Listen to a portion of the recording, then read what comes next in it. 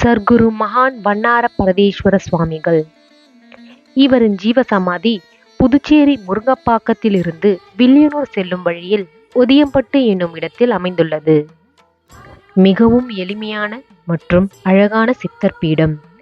சுவாமியின் வாழ்க்கை வரலாறு மிக தெளிவாக தெரியவில்லை.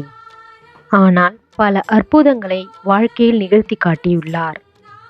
வெளிநாடு செல்ல விரும்புவோர், குழந்தை பாக்கியம் இல்லாதவர்கள் என பலர் இங்கு வந்து கோரிக்கைகளை சுவாமியிடம் வைக்கின்றனர்.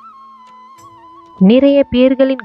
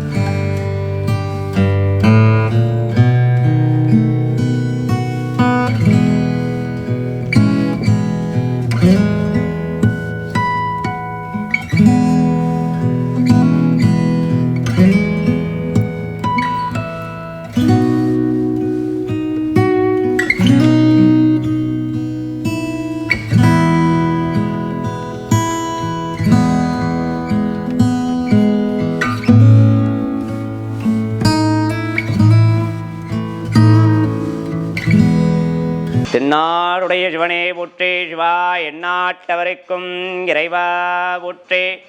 எல்லாம் வல்ல ஸ்ரீ சர்க்குரு மகான் வண்ணார பரதேஸ்வரர் சுவாமிகள் ஆலயம் ஒதியம்பட்டு என்னும் கிராமத்தில் அமைந்துள்ளது. இந்த வண்ணார பரதேஸ்வரர் சுவாமிகள் புதுவையிலிருந்து முருங்கப்பக்க வழியாக ஒதியம்பட்டிற்கு 7 கிலோமீட்டர் தூரத்திலும், புதுச்சேரி பஸ் ஸ்டாண்டிலிருந்து வில்லியனூர் வழியாக 10 கிலோமீட்டர் தொலைவிலும் அமைந்துள்ளது மகானுடைய ஆலயம். மகான் ஸ்ரீ சர்க்குரு மகான் வண்ணார பரதேஸ்வர சுவாமிகள் அவர்கள் ரோகிணி நட்சத்திரத்தில் பிறந்தார். சித்திர மாதம் ரோகிணி நட்சத்திரத்தில் பிறந்தார். ரோகிணி நட்சத்திரத்தில் மகா குரு பூஜையானது மிகவும் விமரிசையாக நடைபெறும். ரோகிணி நட்சத்திரம் சித்திர மாதம் அக்ஷய திருதி அன்னைக்கு, பெரும்பாலும் அக்ஷய திருதியில் ரோகிணி நட்சத்திரம் வரும். அந்த ரோகிணி நட்சத்திரத்தில் மகானுடைய மகா குரு பூஜையானது மிகவும் விமரிசையாக நடைபெறும். மகான் வெளியூரிலிருந்து துறவு பூண்டு வந்து நம்ம காசியில் வீசமிகும் சேஸ்திரம் என்னும் காசி வீசமிகும் காசியோட வீசம் அதிகம் உள்ள திருக்காசியில் தவம் செய்து எண்ணற்ற ஆற்றல் பெற்று அவங்களுக்கு எண்ணற்ற ஆற்றல் பெற்று ஒதியம்பட்டு கிராமத்தில் ஜீவசமாதி அடைந்திருக்கிறார். இவர் எண்ணற்ற அற்புதங்கள் செய்திருக்கின்றார். மகானுடைய அற்புதங்கள் எண்ணில் அடங்காது. தானிய புயல் சமீபத்தில் 2010 தானிய புயல் வந்தது. தானிய புயலில் இங்கே ஆலயத்தை சுற்றிலும் 5 மரங்கள் இருக்கும். 5 மரங்களும் ஒவ்வொரு மரமும் ஒவ்வொரு டேஸ்ட்டு. அந்த 5 மரம்லாம் ஒரு கிளை கூட முறிஞ்சு விழவில்லை. உள்ளார இருக்கிற அணையா விளக்கு கூட அணையவில்லை. எல்லாரும் அதை அற்புதமாக பார்த்து கொண்டிருந்தன. மகான் இங்கே கோவிந்தசாமி ஒருத்தவங்க வீடு இருக்குது. அந்த வீட்டில் தான் தங்கியிருந்து அங்கே எண்ணற்ற சித்து விளையாட்டுகள் பண்ணியிருந்தார். மகான் கூடு விட்டு கூடு பாயும். ஏன்னா மகான் வண்ணார பரதேஸ்வரர் என்னும் பேர் உருமாறிச்சு. ஆனால் இவர் ராஜ பரம்பரையை சேர்ந்தவராக சொல்லப்படுகிறது. அகத்தியர் கூட வாழ்ந்ததாகவும் சொல்லப்படுகிறது. பழமையான 240 ஆண்டு குரு பூஜை நிறைவடைந்து இருக்கிறது. மகானுடைய ஆலயத்தில் எது வேண்டனாலும் திருமண பாக்கியம், குழந்தை பாக்கியம், எது வேணாலும் உடனடியாக நிறைவேறும். வெளிநாட்டுக்கு போகிறதா இருந்தால் வெளிநாட்டுக்கு போகிற பாக்கியம் வேணுன்றவங்க ஐயாவுடைய ஆலயத்திற்கு வந்து ஒரு படி மண் எடுத்து அவங்க வீட்டில் எடுத்து போய் வச்சுருந்தாலுமே அந்த பலன் வந்து சிறப்பாக நடைபெறும். திருமண பாக்கியம் உடனே திருமண பாக்கியம் வந்து நம்ம வந்து 1000 2000 கொடுத்து வந்து பரிகாரம்லாம் செய்ய தேவையில்லை.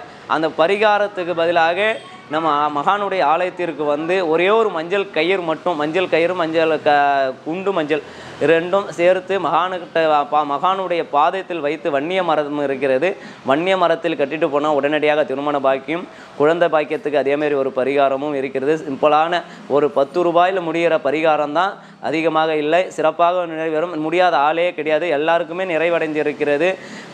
வயது கடந்தோருக்கும் உடனடியாக திருமணம், அதாவது நவகிரகத்தால் வந்து பல தடங்கள் இருந்தாலும் மகானுடைய ஆலயத்திற்கு வந்தால் சிறப்பாக எல்லாம் வந்து நிறைவடைஞ்சு சிறப்பாக நிறைவேறும் என்பது ஐதீகம்.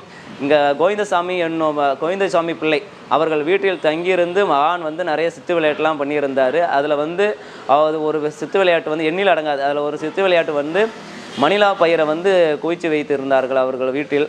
அதை வந்து நைட்டில் யாருன்னா களவாடுன்னு போயிடுவாங்க அப்படின்னு சொல்லிட்டு கோவிந்தசாமி பிள்ளை சொல்லவும், இவர் வந்து யாரும் களவாட மாட்டாங்க, நான் பார்த்துக்கிறேன் அப்படின்னு சொல்லவ இவர் எல்லாருமே அவரை நம்பி அங்கேயே இருந்துட்டாங்க. ஆனால் திருடர்கள் வந்து மணிலா பயிரை களவாடுறதுக்கோசம் அங்கே போய்க்கிறாங்க.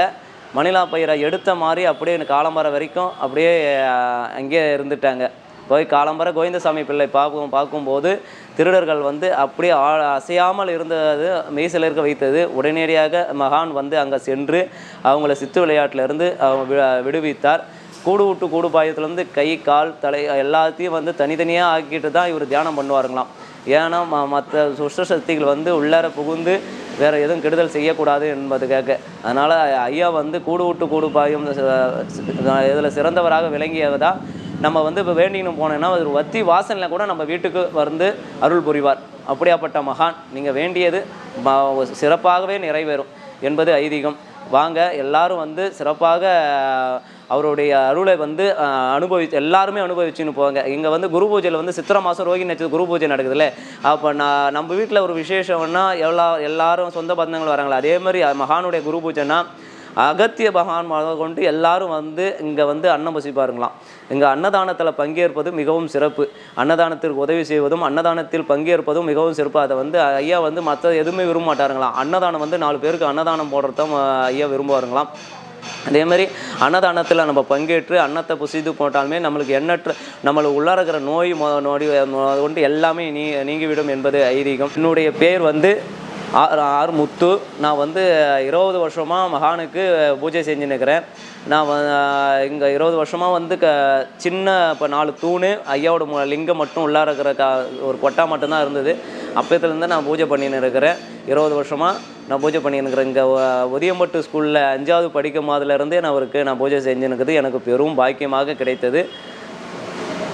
மகானுடைய ஆலயத்திற்காங்க சிறப்பாக உங்களுடைய கோரிக்கைகள் அனைத்தும் நிறைவேறும் என்று நான் சொல்லிக்கிறேன். நன்றி, வணக்கம்.